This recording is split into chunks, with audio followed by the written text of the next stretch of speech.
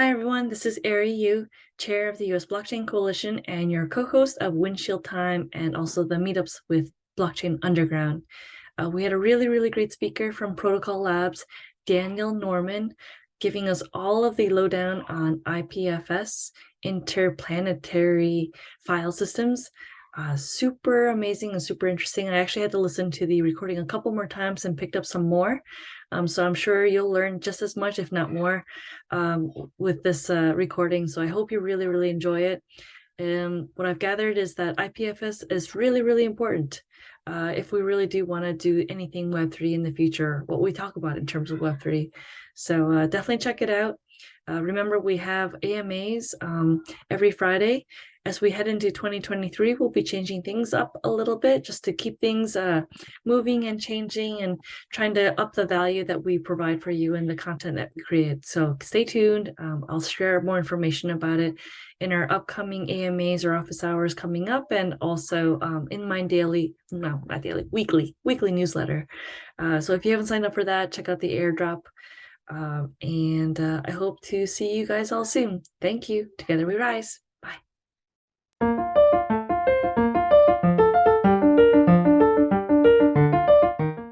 Okay, and without further ado, everybody, thank you again. And Daniel, what we can do is we will definitely make some time, after this offline to talk a little bit more about the U.S. Blockchain Coalition for sure.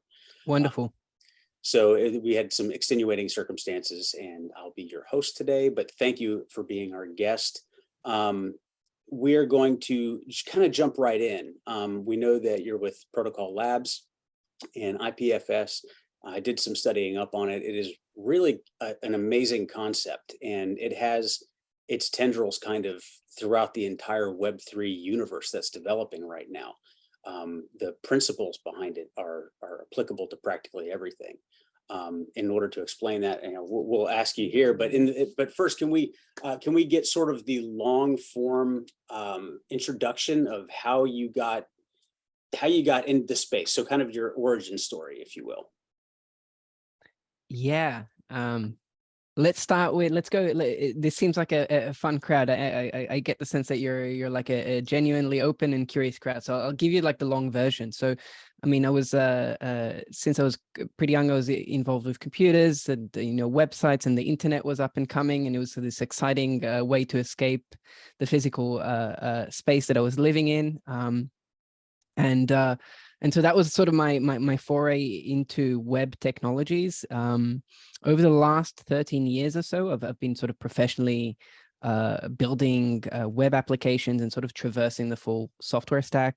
I started off doing full stack, and then I sort of specialized in front end and back end, and then I went into doing infrastructure, and I did this at a bunch of different startups in different industries. I was doing this in a lot of small startups, in the ad technology when real-time bidding became a thing, this notion that you could sort of buy impressions in real time based on tracking user behavior. This was before sort of privacy was controversial, and all of the GDPR and the privacy laws came into place that made it a bit harder. And then I went on to financial technology, and around that time I was reading into the Bitcoin white paper. And I was sort of fascinated by it. The first time I read it, I sort of didn't really get it. I think it doesn't even use the term blockchain. But I came across Andreas Antonopoulos's work. I'm sure many here are probably familiar with Andreas Antonopoulos. And he sort of really made it clear. I read his book, Mastering Bitcoin, and I was sort of sold on this idea. And one thing led to another, and I sort of decided to leave the fintech industry, and I was like, decentralized finance and these sort of blockchain technologies, I was completely sold on it. And I went to work for a project called Aragon that was building a framework. This was one of the first sort of ICOs in the Ethereum space, but Aragon was a platform, and it still is a platform for creating DAOs, one of the first sort of open source tools for creating DAOs on the Ethereum blockchain. And there we were using IPFS. We were using Ethereum together with IPFS. I guess a similar use case to how NFTs often use Ethereum and IPFS. And so I became familiar with IPFS, and I was always quite intrigued by IPFS. I mean, blockchains at this point are very sort of ubiquitous. Everyone's familiar with them. You know, we're discovering new cases every cycle. And yeah, so about that was about 4-5 years ago, and so that was sort of my foray into the blockchain space professionally. I was building you know, these apps that were interacting with the Ethereum blockchain and IPFS, and then I went into, from the developer role, into an advocacy role. Also at a developer tool project called Prisma, not related to blockchain, not related to any of this, but it was sort of a transition for me into like doing more of the community and sort of working to promote these open source projects. And so for the last year or so, I've been with Protocol Labs, focusing mostly on IPFS. And today I hope that I can maybe answer some of your questions, or at least elucidate some aspects of IPFS to our nice crowd here. So I hope that covers it. Yeah, no, that's great, and we appreciate that. You've actually, it sounds like you've had your hands in kind of everything, like you said, the front end, all the way, so design all the way back to you know, architecture. And with that in mind, I mean, one of the things that I didn't realize as I was learning more and more about IPFS is the addressing systems. Can you explain the location-based addressing system versus the content-based addressing system? Yeah, and I think the best way to sort of introduce this is basically the core concept of IPFS. Location, rather than location addressing, it's content addressing. And anyone who sort of comes across IPFS usually discovers this concept and this abbreviation, CID, or SIDs, we call them often, CID, like a content identifier. And to understand what content addressing is, we have to sort of look at how the internet works today. The internet today, as we know it, is location addressed. And what does that mean? So, I mean, the internet is really a set of protocols. Everyone is familiar probably with the term IP address. And basically an IP address is just a random address in a certain space. The space is 2 to the power of 32 in the case of IPv4, or in the case of IPv6, which is sort of the new version of IP. It's been around, I don't know, for 15 years now, is 2 to the power 128. So initially when the internet was created, we had 2 to the power of 32. Mm-hmm. And that wasn't enough. That was like 4 billion addresses. And it turns out that at the time, they didn't think that so many people would be using the internet. They thought they would never exhaust. They burned through that pretty quickly, huh? They did. And it's been a real challenge because we're still stuck with it. You know, the transition to IPv6 hasn't been quite as smooth. But if you're using probably a smartphone, if you're in an emerging economy, it's very likely that you're actually you leapfrogged IPv4 and you're just straight away using IPv6. So anyways, long story short here is that this notion of addressing is built around this other notion of the client-server model. And this notion is very simple, that when you're using the internet, when you go to Google or any one of the services that you're using, you're basically communicating with a server and you're, so to say, a client. And sort of the dynamic there is you have this heterogeneous network because you have these sort of big servers. They're the servers and they're serving clients. And this dynamic, what we've seen sort of in the last 10 years is that it's led to consolidation of more power amongst a small group of companies. So this is what we call centralization. Yep. And this location addressing means that when you're accessing any kind of content or app on the web, you're actually, if you're using a domain name, because most people aren't using IP addresses, they're not very human friendly. So we've built this other layer called DNS, right? And DNS allows us to use human friendly names that, you know, are memorable, google.com, wix.com, I don't know, Pinterest, you name it. And that sort of maps it to an IP address so we don't have to remember numbers. And this system works really well. I mean, we don't really think about IP addresses most of the time unless we're building stuff, unless we're developers, or we're debugging our parents' internet connection that isn't working when they're calling us at a random hour. Right. And so this is basically location addressing. We refer to a specific location, and it has a problem, which I mentioned, which is this sort of consolidation and centralization of power. Content address, yeah. And so that, I'm sorry, and that actually leaves it open to hacks and outages and all kinds of things. So if it happens in one through a centralized service, then everybody suffers, right? Every person who's in that service suffers from it. Okay. Absolutely. Yeah. So, I mean, once you know the IP address, you know, of a specific server, I mean, if they don't have a firewall or, you know, some kind of like multiple servers with high availability set up, then, you know, it sort of becomes that single point of failure. So when one server goes down, you know, all the, you know, clients who are dependent on that server do not get their service.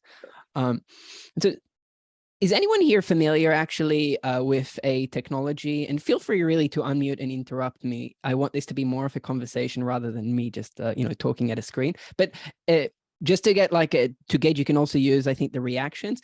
Anyone familiar with BitTorrent or has used BitTorrent? Yeah, cool. So BitTorrent, interestingly, is a sort of a mesh technology that it's a decentralized network in many ways. There's some aspects to it which are centralized, which we can go into. But I don't want to sort of like get lost too much. The main idea I want to say that the main reason I wanted to bring up BitTorrent is because it shares a lot of properties with IPFS. In fact, the design of IPFS is influenced by BitTorrent. So what is it that is unique about BitTorrent? Well, you have this, instead of having this client server model, you have this peer-to-peer network in which essentially any participant in the network can also be a productive member of the network. So instead of just leeching from the network where you're just a client, you're just getting stuff from a server, you can, once you get stuff, you can also, you know, be a seeder. You can seed those parts of the file that you just downloaded to the rest of the network. And so you have suddenly this kind of like two-way, you sort of wear two hats, and every participant in the network can become a productive member. And so traditionally with BitTorrent, right, you have to go onto these Pirate Bay websites if you're downloading pirated content. But if you're just, you know, whatever content you're using BitTorrent in order to consume, you need to get this torrent file. And usually that torrent file, you know, has information of a server called a tracker server, which keeps track of all of these, all of the participants in the network, you know, they're coming and going. And that's BitTorrent. But the key idea in BitTorrent is any member of the network can be a productive member. And so how is IPFS unique in this sense? IPFS is unique is also that every member of the network can be a productive member of this network. And how is this relevant in terms of content addressing? So I mentioned content addressing.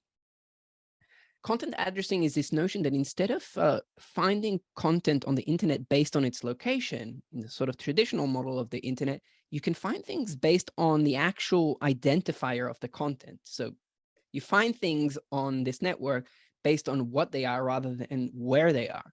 And why is this good? Well, imagine that you're trying to access certain content that is censored, or imagine that there's high load for a specific piece of content. Imagine that this is a new leak, important, you know, leak about, you know, something that you want the public to know about. And suddenly it becomes, if you're doing location addressing, the traditional model of the web, the server client, then, you know, that server can be attacked, and then, you know, the content isn't accessible. With IPFS, essentially what happens is that you can share this CID that I mentioned, a content identifier, and this content identifier is essentially a hash of the content. So you get this hash of the content, and then essentially any member on the network, as long as there's only one person, as long as there's one person who's sharing that piece of content, anyone else in the network can get it. And then the more people who get that content ID, that sort of file or whatever it is, the more resilient and the more available it becomes, because again, every member in the IPFS network can be a productive member of the network and so share that file. And so suddenly we're talking about these networks which are much more resilient. Anyone can come and join, they're opt-in. This IPFS network has been around for about 7 years now. And in that time, it's just continued to stay online, and it doesn't require a company to stay online because it is a protocol that is implemented. There's a bunch of software implementations for it. Anyone can run it. You can run it on your computer, you can run it on a server in the cloud. And essentially this is this sort of mesh network that is obviously evolving. There's obviously newcomers who are joining the network, but it is sort of self-healing in many ways. It continues to stay online as long as people participate on it. So I'll pause there. Maybe there's some questions. Maybe I've left some parts out, and maybe just let you also interject some questions. I do have a quick question. So does it work a bit like tagging? Is that a correct way to conceptualize this? Or is it more like, well, okay, is it more like tagging? What do you mean by tagging? Tell me. Sure. So you basically attach tags that are the content of the content, right? So you got a picture and it's a cat, and so you'd put a cat on there, and with I don't know, it's a black cat, and so you'd put black cat. Or am I not thinking about this the right way? And also I was looking at something else too. Okay, no worries, no worries. Yeah, not so much, but I think the idea of, say, tagging might be interesting because who here are you familiar maybe with the concept of a hash function?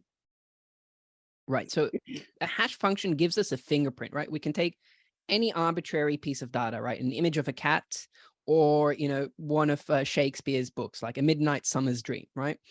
And it doesn't matter the length of it. We can take that, as long as it's sort of a file on our computer, we can put it into a hash function, and we'll get, a consistent sized hash that will be a unique fingerprint. It's enough that we change one letter, one space, or one pixel in the source, and we'll get a completely different hash. Now, hashing functions are at the root of IPFS, and I should pause here. Okay, so we got the notion of hashing functions. IPFS is, what is IPFS then? IPFS is a way of moving, it's a protocol. Okay, but what is a protocol? It's a way of moving files. It's a content routing protocol. It's a way of moving data on the internet. Either way, that doesn't involve a single server. It doesn't involve that relationship of a server or a client, right? If all of us in this Zoom call are sharing a copy of Midnight Summer's Dream, right? Our own version of it that we just created now, a fork of the original Shakespeare piece, and we share it, then someone who's trying to access that through the network is going to be able to get it theoretically from either one of us, as long as we're available online. Mm-hmm. Now, where do the hashing functions come in? So location, the way that we do content addressing is by using these hash functions. These are the locations. These are the identifiers. This is how we retrieve data. We theoretically, we could be in completely different parts of the world. We put the same copy of Midnight Summer's Dream, right? That we say we met on this Zoom call. We edited this version, right? Theoretically, if both of us put it on the network, it should get the same hash, and then suddenly it's available to the rest of the network. And IPFS does the magic of moving it around and establishing these network connections between the users who want the copy of Midnight Summer's Dream and the users who have a copy of it. And all of that magic happens using these hashes. These hashes are essentially, what is a SID? A SID, a content identifier, is really just a fancy hash. It's a hash that has some other information that helps the network, sort of a little bit of metadata about what kind of a hash is it. But basically it's just a hash, an identifier, using this identifier, and of course a lot of cool algorithms under the hood. Kademlia, we can talk about them. I'm not sure how deeply technical we want to get here, but there's all of these great algorithms that make it possible to just ask the network, hey, I want this file. And then you ask the network, and then the network just gives it back to you. And, you, Francis, you have a copy on your IPFS node on your computer.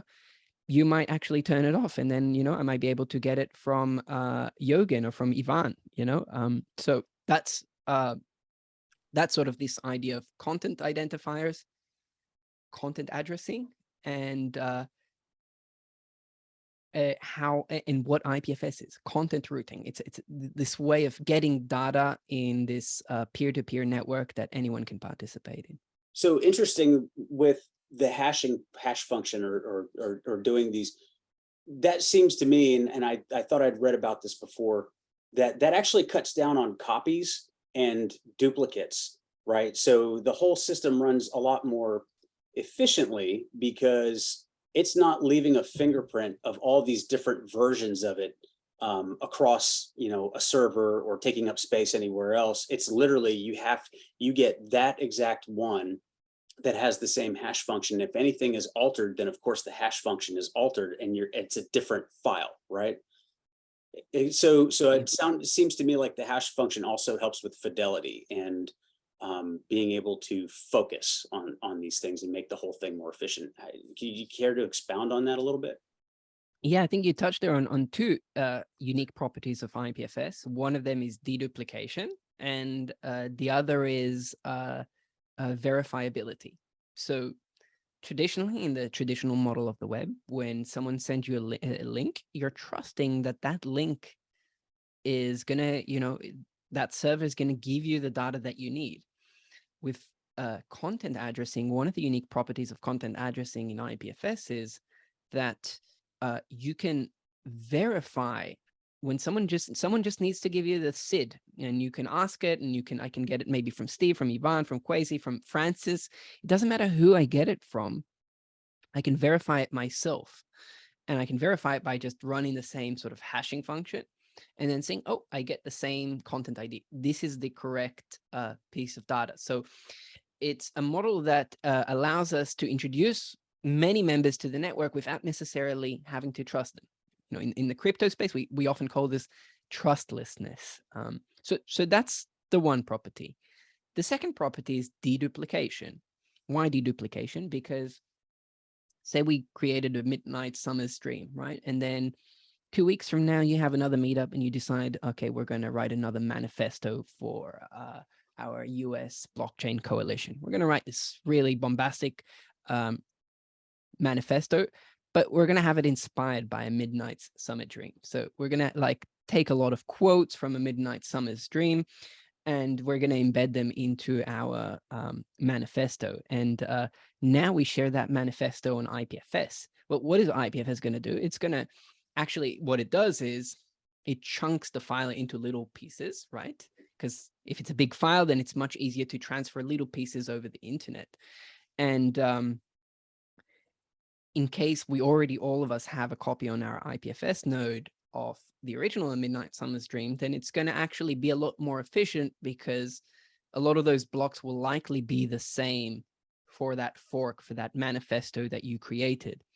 And so now when, when say Steve is the first one to start sharing the manifesto on the IPFS network, then we don't actually have to retrieve some of the duplicate blocks that exist in the new manifesto. And so you get this benefit of more efficient transfer theoretically. Now, of course, in the case of text is very lightweight, but you can already probably imagine how you have all of these optimizations, which are sort of built in a very low level into the protocol. And why does this matter? It matters because, imagine that you're now running a global network, right? All of these small gains that you get in efficiency on the protocol level, they have this cascading effect that they translate to much, much bigger savings when you have a whole global population of internet users.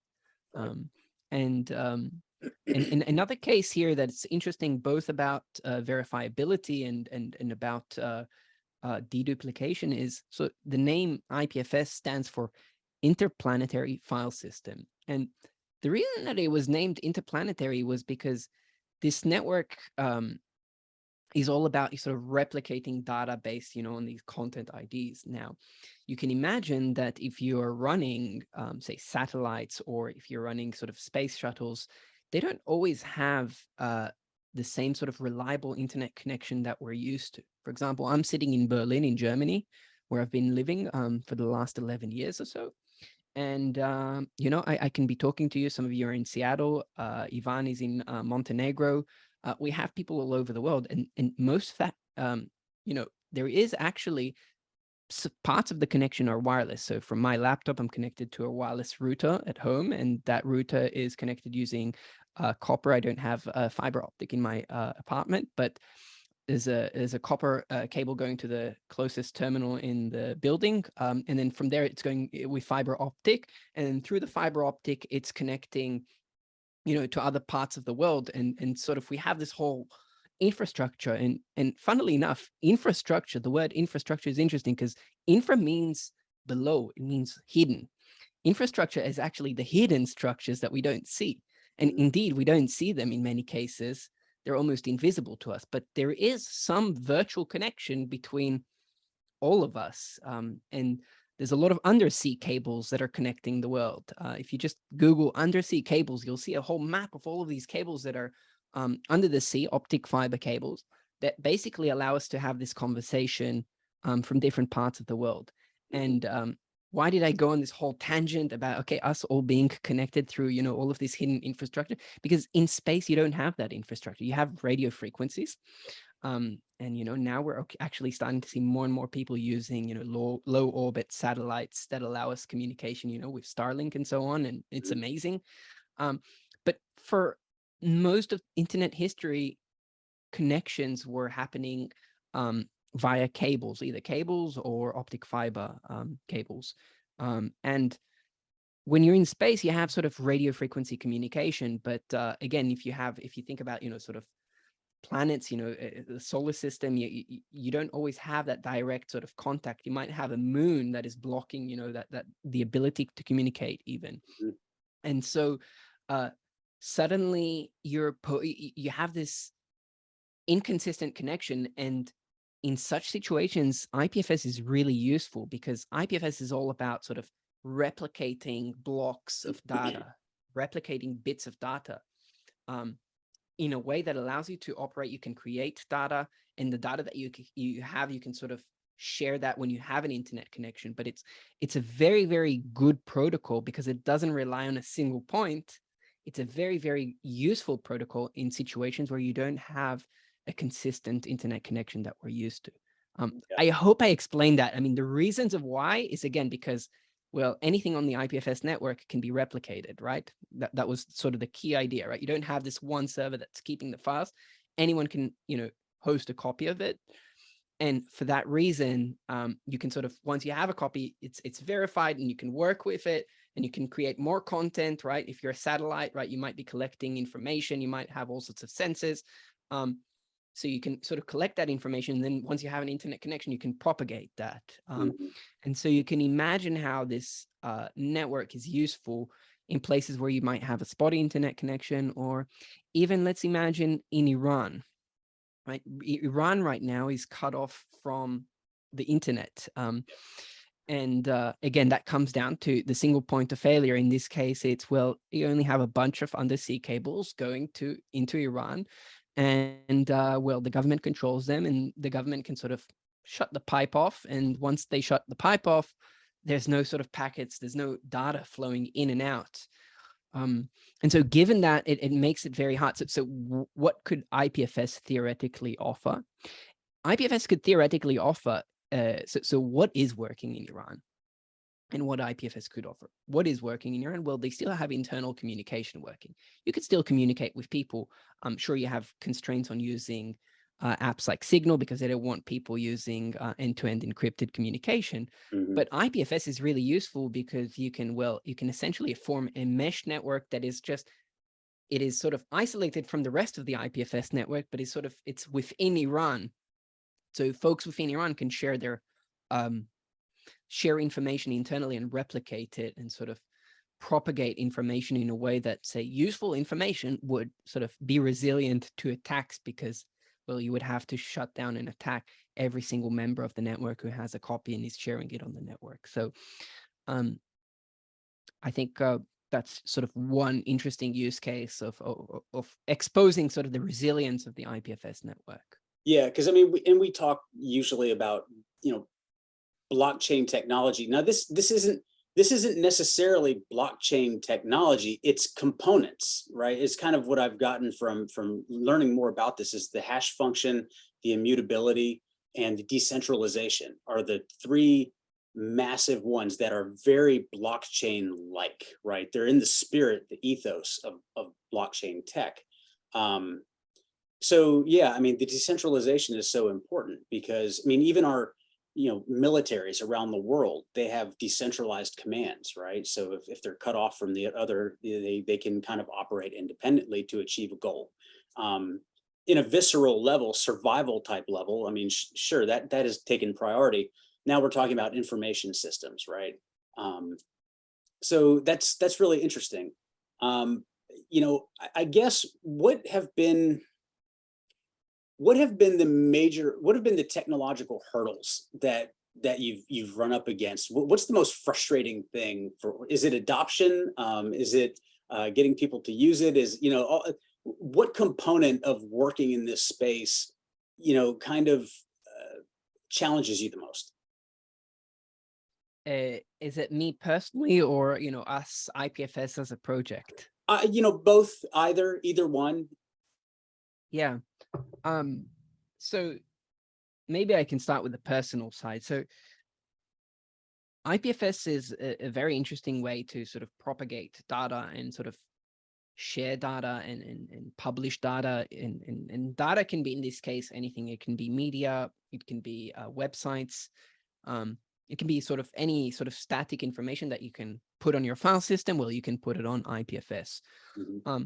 Most of the apps that we're interacting with, however, in our day-to-day, they involve a combination of computation and data, right? When we're interacting with, say, Instagram or Facebook, then we're essentially, modifying through our actions some kind of a database that keeps all of this structured data about our friends and, about our interactions, about our chats, and about images. And so a lot of that information is sort of stored in this database, and usually that database spans many different servers, and there's sort of a lot of computation in order to make everything work efficiently.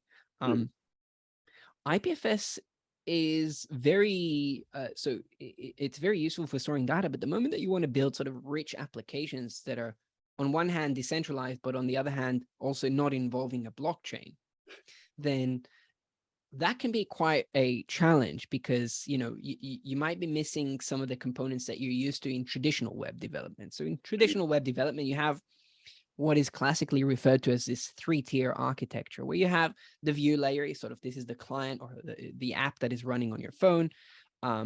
Presentation layer, it's also often called. And you can think of it as like the UI. And then you have the logic layer, which probably handles things like identity, what is your username, right?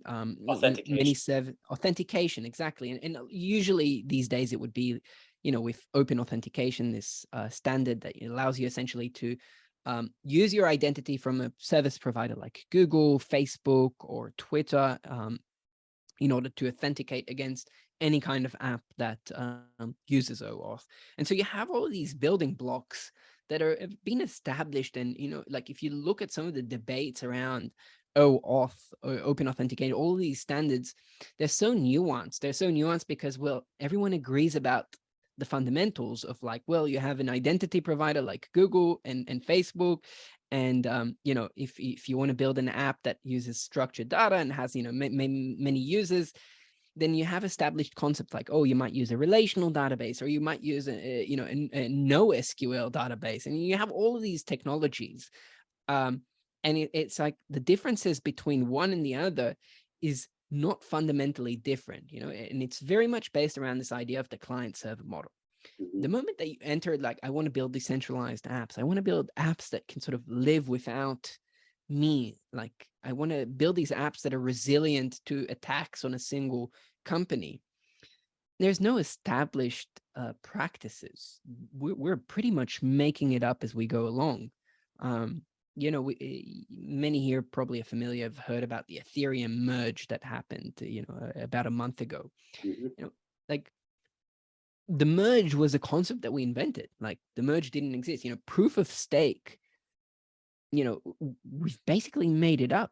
Proof of work didn't even exist 13 years ago. I mean, well, it actually theoretically it existed, for sort of spam filtering, but we're really making all of this up as we go along, all of these technologies, whether it's a blockchain, not a blockchain. So there's a lot of engineering challenges that have to be solved. That's sort of one thing. And there's no established practices the same way that there are if you're building Web 2 applications. And so I know that for a lot of builders, a lot of entrepreneurs, a lot of folks that want to like innovate in this space, it's sort of entering this vast ocean where it's not very clear what is sort of the best practice, and a lot of what are the best practices, and a lot of sort of what it's being built is experimental, Yeah. and it's very sort of hacky and has this sort of edginess to it. And I mean, it's fascinating to see a project like the merge actually come to fruition.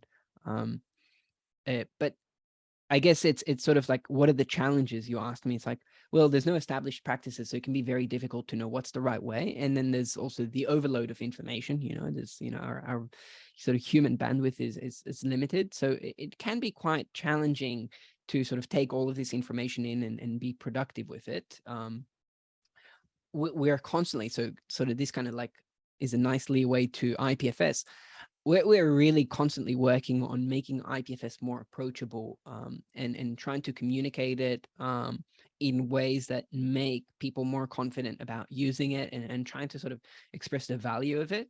But that's obviously an ongoing journey. And NFTs came around after, really IPFS took off. And so it's like NFTs were a really interesting use case, but it wasn't sort of like, I don't think it was, when IPFS was conceived, it's not like we had NFTs in mind. And obviously NFTs are a great use case because, well, who wants to own something that is stored on a Google Cloud that if, the Google Cloud goes down, then what happens to my JPEG, right? Using something like content addressing means that you can actually host a copy of it yourself, and it's verifiable. And then if you sell it, you don't need to rely on anyone else to host it. You can just sort of, as long as you have one copy of it, then you're pretty much good to go. So I hope that's like maybe somewhat of an answer to your question. Yeah, no, I think it's in that comes up often. Something that Arry and I, say in our cohort that we do is, the startup fundamentals apply to all this stuff, but you have to have good fundamentals if you're building in the space. But I think the challenge, like you stated, is really there's no guardrails. There's nothing like, how do you build a house, right? And if you've never seen a house, or you don't know what tools to use, or you don't have any of that at your disposal, you have to build the tools, you have to write the instructions while you build it, right? And it's that classic startup, meme where you see somebody with a box jumping off a cliff and they have to build the airplane before they hit the ground. And so, yeah, I feel like a lot of us here who come onto this AMA also can really relate to that, because you feel like you have no point of reference. So you just start building and you wait for somebody to tell you, hey, you can't do that. Yeah. And that kind of leads me to the next question, which is, we're talking about a lot of technologies here that can take control and power away from very powerful and very controlling entities. Are you seeing any pushback? Are you seeing any flailing on that other side about trying to, hey, let's put the brakes on this? Or is it just, what are some of these big places doing? Or are they adapting, I guess, is the question. Yeah, I think it depends on the specific technology. In the case of IPFS, I think it's very hard to sort of resist it because it's a protocol. It's a sort of this piece of software. But we've seen interesting cases recently where so the history of many of you are in the US, and US is interesting is you have the First Amendment, and it's almost like the foundation of the country is built around this idea of free speech. And a few of you may be familiar with the case of is it Daniel Bernstein, where Daniel Bernstein was a cryptographer in the US, and in the yeah, there we go. He's basically an American. Was that the North Korean thing? No. So this even predates that. This is like in the 90s. So basically in the 90s, I'll share a link because his story is very interesting. But he was a cryptographer and he was working on all sorts of encryption technologies. Now, today, most of us are using Signal, Telegram, WhatsApp, all of these apps that have end-to-end encryption. We have to remember that, like, in the 90s, this was the technology that only military like had, and whoever was working on like mathematics and cryptography, you weren't even allowed to export this technology. Now, open source, is sort of like has this kind of like anarchy and very idealistic vibe, of like, well, it's software is open and it should be free for anyone to use and to look into the source code of how that software is built. So anyways, the sort of the TLDR of the story is that Daniel Bernstein represented himself against basically the United States in a court case against the United States. And he represented himself and he fought essentially for the right to publish software under the First Amendment. So software, open source software is protected under the First Amendment. Mhm. And for that reason, when you're building software, you have that sort of, at least in the United States, you have that legal protection. Yeah. However, this has recently been challenged, and this is exactly what you pointed out, Steve, with North Korea. You may have heard recently about this.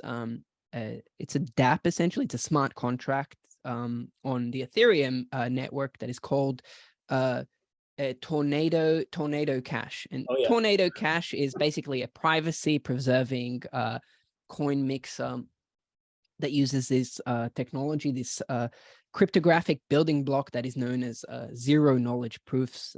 You'll probably, if you're in this space for long enough, you'll hear zero knowledge proofs being used a lot. And it's quite a counterintuitive concept. And I'm by no means a cryptographer, but these zero knowledge proofs, they give you all sorts of nice properties that allow you to build these privacy. Essentially, they allow us to do something that is very counterintuitive, like prove that we're over the age of 18 without revealing our date of birth. I mean, that's like the sort of the analogy of what you can do with something like this. And so Tornado Cash was this privacy preserving tool. And of course, blockchains are one of the biggest bounties, bounty programs, because, well, essentially, if you find a hack, then you can probably gain access to a lot of tokens that are worth a lot of money. And so, we've seen these hacks happen again and again. I don't know, I've heard something around like 3 billion worth of, or maybe already in the tens of billions this year of worth of hacks. And in an attack that it was allegedly associated with North Korea, they used this Tornado Cash tool in order to basically launder the coins. And the US basically put sanctions on Tornado Cash, and suddenly a whole debate. This is obviously a legal debate, nor am I a lawyer, but there's this whole debate that is going on now about what does it mean for the US to put sanctions on a piece of software, because software is protected under the First Amendment. Not a lawyer. This is not legal advice. This is not financial advice. This is not cryptographic advice, but it's an interesting sort of thought and debate that we're having right now about sort of what is software and how we want to protect open source software. So that was a bit tangential, but it's just to sort of reveal the edginess of this space. Yeah, no, I appreciate that. And yeah, this is, I think this blockchain technology, I mean, as far as the file system goes, I mean, I'm sure there are people who don't want open source software on this, right? This is a way to funnel in money. And when we're talking open source and everybody kind of owns a piece, decentralization, whether it's with currency or identity or any of this, somebody's going to want a piece of it and make money off of it. And so it's kind of an interesting thought, like to what lengths will some of these big giants go to preserve to their prevent state? Yeah, and I think it's very hard to sort of fight a lot of this, but obviously it's the sort of the battle is going on, and it's also not black and white. We should remember that there's many very profitable companies that are delivering open source software. I mean, just Absolutely. Facebook and Google as an example, they've open sourced a lot of the tools that they're using. Kubernetes is a great example of this. and I mean many more. It's very interesting. It's not this kind of like black white, the companies fighting open source. It's already kind of like confusing to follow at this point, Right. given the involvement of big companies in open source. But obviously there's incentives, and wherever you have incentives, you have conflicting interests, and it's inevitable that you're going to have these sort of battles over market segments and as you mentioned, right, on For sure. Yeah. Does anybody else have any questions? Speak, just unmute and come on in if you have some questions for Daniel.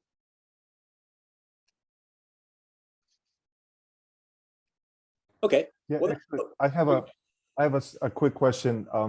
One of the, and as you were talking, I kind of just had this idea and question come to my mind. So one of the things I was curious was, with IPFS, are there any conversations internally that you and the team are having around incentivization of hosting files, pinning files, integration of currencies and just crypto economics, and is that a conversation ever just around just kind of to kind of game theoretically incentivize people to host files that they're not personally kind of connected with? Yeah, absolutely. So there's two sides to this. Great question, by the way. There's sort of the one side is traditional businesses who are offering hosting services, kind of like all the other clouds that offer hosting services.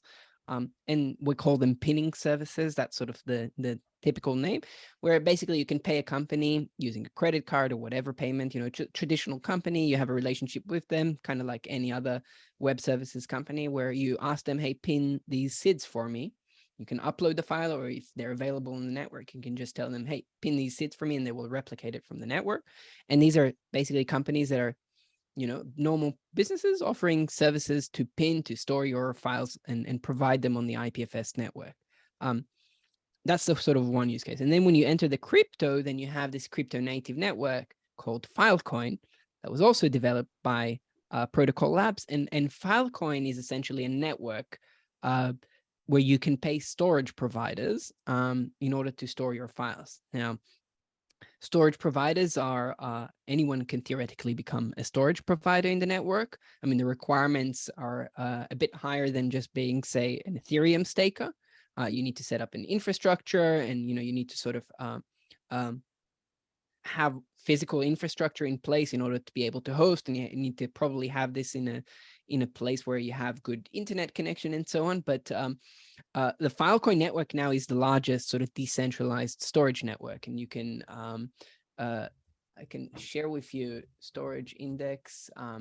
So the Filecoin network has something like 17 petabytes or 17,000 petabytes, which is, you can imagine that it's about 1/10 of what AWS.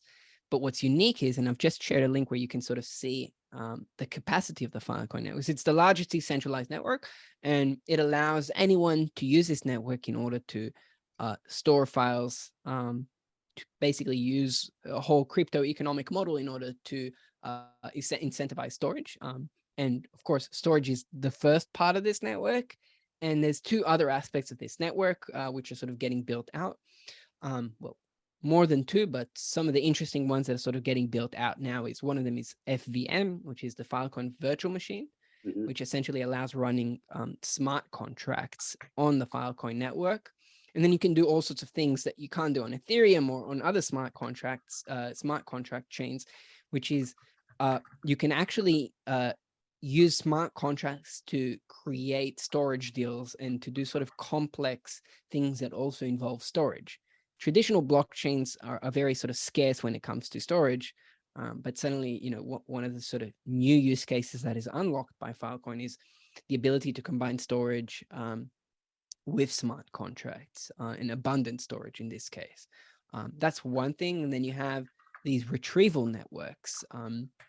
And retrieval networks are a way to basically create a decentralized CDN, a content delivery network, so that you have fast delivery of content. And so that's getting built out. There's already sort of a version of it running. It's called Saturn. And finally, there's all of these projects on doing sort of complex computation on data. And so really the goal of Filecoin is quite ambitious. It's, to become the decentralized storage network to store humanity's most important information. And there's already sort of really important data sets that are getting onboarded onto this network on a daily basis. But sort of the network is constantly growing, and it involves many different storage providers all over the world who are really running quite complex, they're running, big server rigs that, have loads of disk space in order to create all of this capacity. And I mean, again, infrastructure is, as I mentioned in the beginning, we've come full circle, is often invisible. We don't see it. We don't see all the data centers that AWS is running, that Google is running. But imagine that we're now sort of building this network in which anyone can become a storage provider. In this case, we're really taking on AWS and some of the big players, but with a fundamentally different model, one that is open, decentralized, and is owned by the people. Mm-hmm. No, that's great. And when you're mining Bitcoin, you have to have an ASIC machine. Is there specific hardware, or are these just basically server machines for running a Filecoin node? Yeah, so a Filecoin node, you need to have a lot of hard drives or SSDs, and you need some GPUs. Could I string together a bunch of my Raspberry Pis? So probably not. Probably Yeah. not, because you need GPUs in order to do the sealing, which is part of this cryptographic proof. So actually it uses, unlike proof of work, which is, the way that Bitcoin, the consensus algorithm of Bitcoin, we use two novel proofs, proof of space-time and proof of storage, I believe it's called. These two proofs are sort of novel proofs in order to prove the fact that you're storing something over time. And in order to generate these proofs, you need these GPUs. So they're not quite as wasteful as Bitcoin is, but they are quite GPU intensive. Well, that's interesting. I love that, space-time, it kind of goes along with the IPFS ethos, right? So they have to think of some galactic, some way to put galactic, work that into some system. So, well, that's great. And do we have any final questions for Daniel? We got to wrap it up here in a minute. Just one more question, super quick, and please don't go into too much detail. I don't want to take too much time. These very curious these smart contracts, these plans of having smart contracts tied with storage on the using the FVM. These smart contracts, would they be doing computation on the data in the files, or is it more kind of related to encoding business rules related to access to data and these kinds of things? Just curious. Fantastic question. So there's a lot of nuance there. It's closer, initially it's going to be closer to the latter, which is you're going to be able to do, it's not about access to the data, but it's rather the ability to sort of create programmatic deals, because the network is a lot about the actual economy. So you're going to be able to use programmability in order to manage the economic side, or like the financial side of like creating storage deals and sort of handling the dynamics of the network in order to combine basically smart contract logic. I mean, it's EVM compatible, so you can theoretically do anything that you could do on Ethereum, but also with this ability to create deals. And then there's all sorts of projects that are exploring this idea of actually doing the computation on data. So this is sort of an area that is being actively researched and implemented. Shared a link to the FVM website where you can read a bit more. I should say I'm also not an expert on Filecoin. I'm mostly specialized in IPFS, and I think for all of us there's an infinite space, learning space for us, to continue learning and growing. But that's sort of my understanding of it now. Awesome. I'll look into it. Well, great. And Daniel, just what's the best way to, I mean, we always put like a QR code with a link to somebody, to our guests, LinkedIn or Telegram. What's the best way to get in touch with you? Twitter it usually works great. I think I'm open for DMs, so you can just drop a line. I'm also hanging out. We have Slack that is bridged to our Discord, and bridged also to Matrix. I also hang out there, but Twitter is probably the most sort of easy way to contact me, via public space. And I've just shared my Twitter handle. All right. Well, that is fantastic. Thank you so much for taking time, across the pond and speaking with us and answering our questions and really kind of telling us about, how it works. I think this is really exciting stuff, and there are so many applications that have yet to be discovered. Pleasure, Steve. Yeah, this is terrific. Thank you for the thoughtful questions. Yeah, and you know what? Everybody have a fantastic weekend. We will Likewise. be around, and Daniel, maybe we'll get in touch with you again and follow up with you in a few months. Wonderful. Thanks, Steve. And thank you, Ivan, Kwesi, and Tong and Michael. All right. Welcome to Windshield Time, y'all. Thanks for tuning in. This podcast is non-technical, fun, informative way to learn about money, Bitcoin, blockchains, crypto, and digital assets for busy parents and working folks who are curious about these new technologies. Day, Arry, and their guests talk about these evolutionary systems of money and what they do, y'all. Because what part of your life does money not touch? This podcast is not financial advice, and your reactions are your total and complete responsibility, y'all. Now, thanks again and enjoy the show. Stuck inside.